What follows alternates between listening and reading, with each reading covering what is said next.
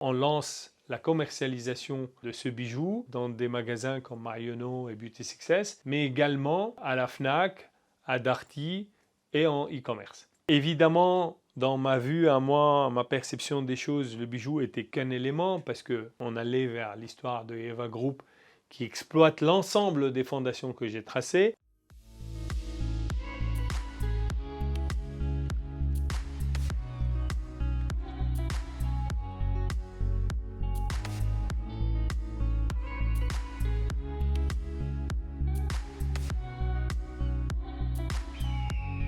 Et avec une première mission que j'ai donnée à David à l'époque, c'était de me créer le bijou connecté Twin-C, un bijou qui est une centrale de mesure parce que l'idée était de créer un bijou sur une surface la plus petite possible qui est capable de mesurer tout le stress environnemental, donc la température et l'humidité, la pollution interne et externe.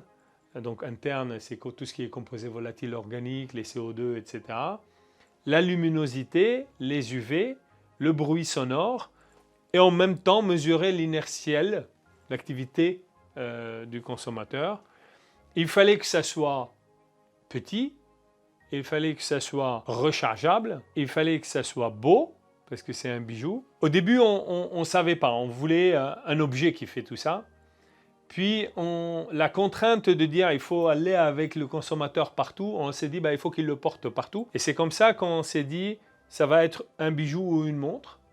Finalement, en fait, on a eu le bijou et la montre. On a fait Twin-C et Time-C, mais on avait commencé par Twin-C à cette époque-là. Et donc, en parlant de bijoux, à l'époque, on avait fait faire une petite étude sur les bijoux et qui nous raconte un peu l'histoire de tout ce qui est bijoux dans l'humanité. Et en fait, on s'est rendu compte que le bijou, pour la femme, c'est quelque chose qu'elle change. La femme, elle garde sur elle quelques bijoux tout le temps et tout le reste, elle change en fonction de comment elle est habillée, en fonction des circonstances, etc.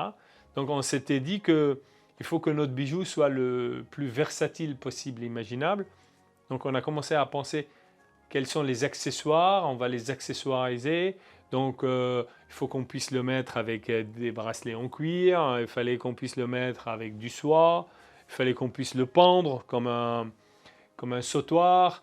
Et puis quand la femme n'a pas vraiment envie de le mettre du tout, de l'accrocher à son sac comme un bijou de sac. On a spécifié ce bijou-là et on a créé Ieva en juin 2016. En septembre 2016, David, son équipe arrive en tant que salarié dans l'entité et commence à développer le bijou.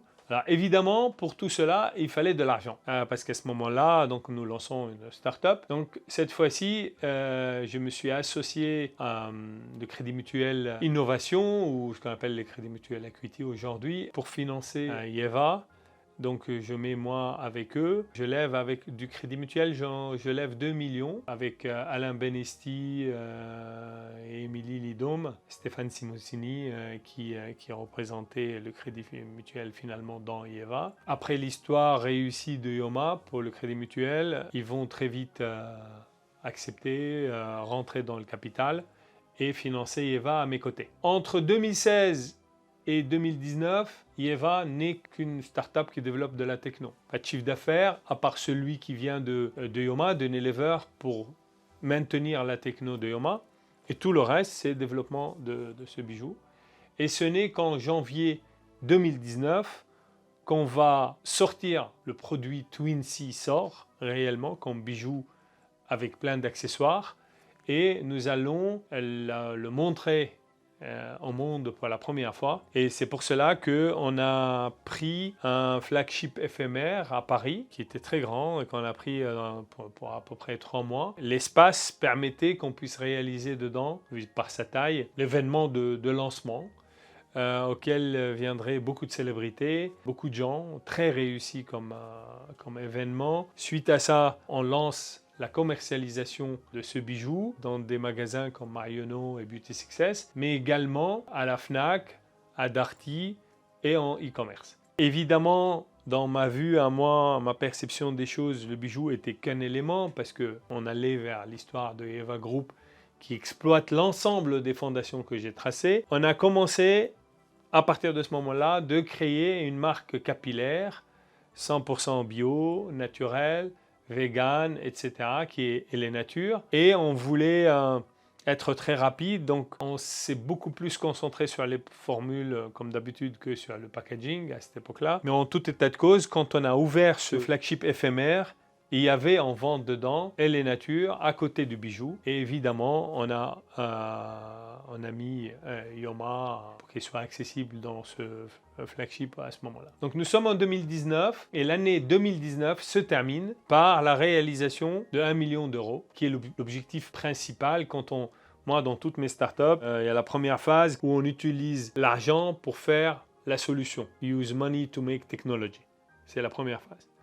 La deuxième phase, c'est use technology to make money. On commence la commercialisation. Et on dit que le management, le secret du management, c'est vraiment reduce the transition pain. Donc en fait, au début, on lève de l'argent auprès de capital risque, son propre argent, etc. On les met dans la startup pour développer la techno. Une fois qu'on a la solution, on prend cette solution et on la vend pour faire de l'argent. Alors évidemment, pour que cette techno puisse couvrir tous les coûts et devienne rentable, il y a une durée. Et là, tout le génie d'un entrepreneur, c'est de faire à ce que cette période-là devienne la plus courte possible. Et c'est pour cela que la première étape, c'est d'aller de 0 à 1 million d'euros, qui a été fait dans la première année de Yeva en 2019. Mais jusque-là, Yeva était Yeva. Toute la conceptualisation de Yeva Group, au début, était donc d'arriver à créer le premier acteur de beauté personnalisée.